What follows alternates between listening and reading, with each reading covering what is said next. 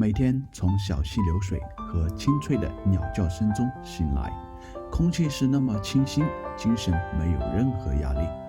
唯一剩下的就是人生最初的追求，就是美食。生活就是那么简单，这就是人生另外一种生活方式——旅行。不过大部分人选择了旅游，旅游和旅行恰恰相反。旅游就是每天赶路去不同的地方打卡，天黑之前赶路去找酒店、找餐馆，一整天都是忙忙碌碌。Hello， 大家好，我是阿伟。2020年是一个不平凡之年，由于疫情原因，使得大家足不出户，哪也去不了。当然，我们也不例外，每天在家除了吃就是睡，一眨眼2个月过去了。每个人都圆了当初的梦想，就是除了吃就是睡，每天睡到自然醒，生活无忧无虑。时间久了就变得无味，因为没有折腾的人生是无味的。疫情期间，有网友私信问：你们助力了吗？当然，国难当头，作为我们国家大家庭的一员，怎能闲着？只是因个人能力，尽自己一点微薄之力，没有发布出来。风雨过后必有彩虹，武汉加油，中国加油！人生中每一次经历都将成为未来美好的回忆。没错，我们即将踏上新的旅程。我要回顾2019年我去了哪些地方，经历了什么，做了哪些有意义的事情。关注我们已久的朋友对我们的旅行故事都记忆犹新。当然，在这里我和燕子首先要感谢大家对我们一路的支持与鼓励。我们由于文化低，没有法律的语言，在这里就对大家说声有你们真好。再说就废话连篇了，直接进入正题。去年我们为什么选择旅行？其实旅行对我们来说已经是一件很平常的事情了。去年是我们这么多年以来旅行时间最长的一次，因为在2018年年底我们失业了，然后要学历没学历，要技术没技术，做点小买卖吧，竞争激烈，索性啥也不管，来一场说走就走的旅行。出去走走，调整一下自己的心态。当然，我们还是选择穷游的方式去旅行，因为这样才能真正的感受到大自然，不用每天饭点去找餐馆，天黑之前赶路去找宾馆、找酒店。我们走哪行哪，遇到风景好的地方，我们会多露营几天，这才是人生中真正的自由自在。去年是我们第3次进藏了。去年这次进藏呢，其实还有一件重要的事情，或者说是比较有意义的事情要去完成，也是我和燕子的心愿。就是5年前，我和燕子去西藏旅行，为了增加挑战性，开着我老爸一辆小排量的赛欧进藏了。在羌塘无人区过冰湖，结果冰碎陷车了，天气特别寒冷，还好那附近有家牧民，好心的牧民帮助了我们，带我们到他家去烤火。虽然我们当时已经重金感谢了他们，但是他们的恩情在我和燕子心里永远不会忘记。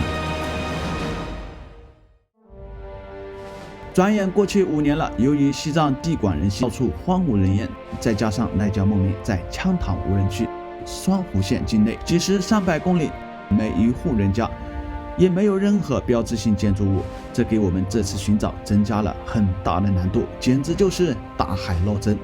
我们只有大概的方向，每遇到牧民我们就会下车打探，每天跑100-200公里的冤枉路很正常，因为走着走着就走不通了。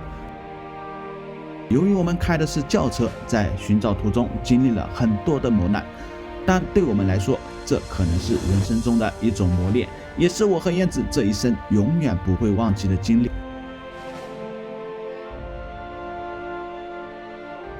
当然也要感谢这次旅途中帮助过我们的人。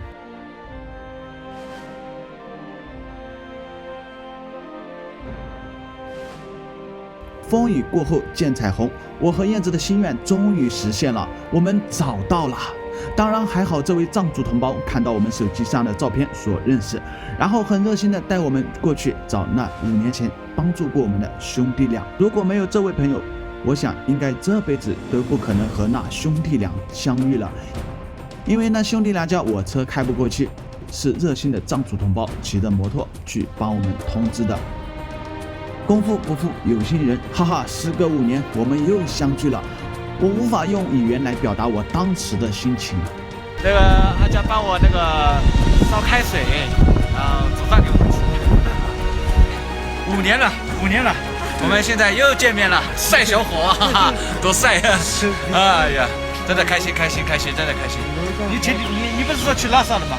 回来了吗？不去了啊！天下没有不散的宴席，短短相聚，我们又踏上了新的旅程，继续一路向西，走进西藏秘境天上阿里。我们去了当惹雍措，探秘了古格王朝，感受了什么叫世界，见识到了什么叫鬼斧神工。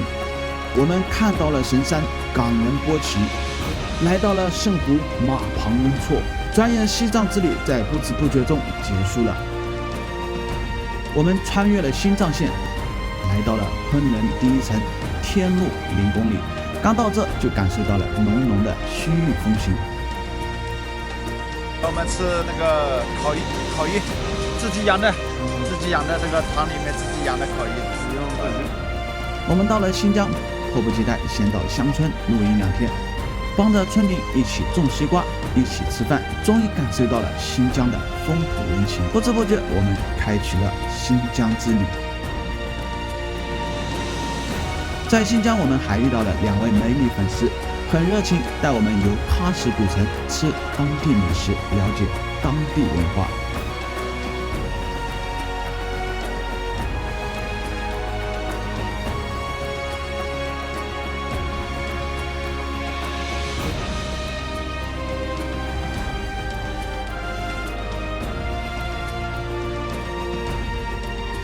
在旅途中，我们遇到了很多和我们一样喜欢旅行的朋友，我们一起做饭，一起露营。在旅行者眼里，跑到天都没有陌生人这个词。漂亮！时间永远是走得最快的，你永远追不上它，因为它永远不会停。转眼新疆之旅快2个月了。由于天气原因，我要准备离开新疆去青海了，因为实在是太热了。满头大汗。在离开新疆之前，我们还有一个小小的心愿没有完成。由于3年前我们来新疆没有去沙漠体验一下，真的有点遗憾了。所以说，人生在于折腾，不去历经风雨，怎能张扬我的个性？我还年轻，我一样想做一个有故事的人。为了让自己的未来多一点精彩的回忆，经历的所有的一切都是有意义的。懂我者不需要去解释，不懂我者没必要去解释。我为我自己而活，人生短短几十年，怎么潇洒怎么来。大黑黑，我回来了。有人说没文化怎么走向世界？一切都是思想在作怪。踏出国门是我年少的梦想，世界这么大，我想去看看。由于文化帝不会外语，迟迟没有实现。这次是个机会，我和燕子在网上查了一些怎么出国的手续，说走就走，背上背包登上了飞机。由于我和燕子都不会外语，所以刚下飞机就被宰，被出租车带到了一家酒店，花了220块在大通铺休息了1晚。由于门上没有锁，不知道晚上进不进客，所以我守了1夜的门。这种经历听着有点搞笑，但有一丝心酸。多年以后，又多了一个有意思的回忆。每个地方都有好有坏。经过了几天我们对印度的了解，这边人喜欢占一点小便宜，人心都是善良的。很牛逼的嘛！啊，我刚刚说，我称的时候我就跟你说，我说10卢比。OK，我靠 ，OK。每个地方的饮食文化不一样，我们每天勇敢的去尝试。每次燕子吃食物都是有一种委屈的面容，想想也挺搞笑。还好我们有所准备，我们从国内带来了锅，我们跟酒店老板沟通了，我们自己简单做一点中餐。这边的食物真的不敢恭维。这个我是从国内带过来的辣椒酱，蒜蓉辣椒酱。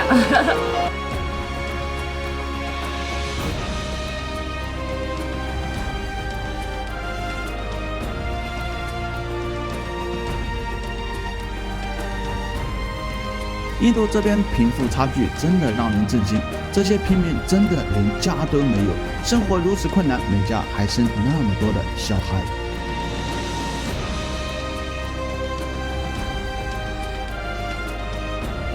再看看这边的富人，简直一个天堂一个地狱。接下来我们还坐火车去了瓦拉纳西，虽然我们不会外语，没法跟他们沟通，不过通过表情和手语，我能感受到当地人的风土人情。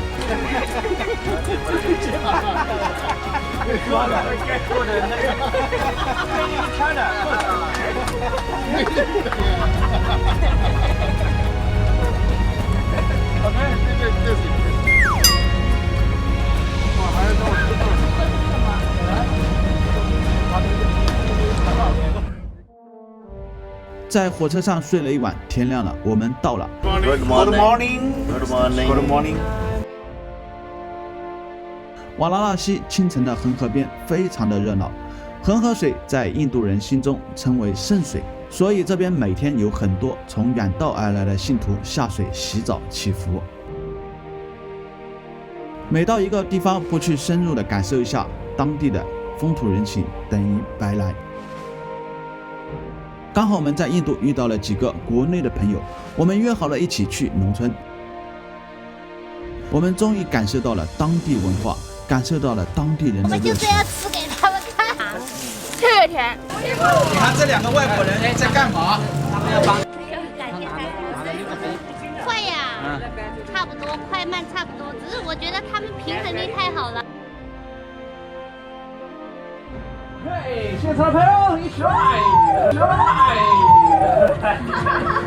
这将成为我们在印度最美好的回忆。时间过得好快，印度游不知不觉1个月了，我们要回国了。到了机场发个信息啊。好的，好的，好的，好的，拜拜。好了，2019年所有的经历都已经成为回忆。2020年是个不平凡之年，希望所有的朋友都不再平凡，勇敢去做自己想做的事。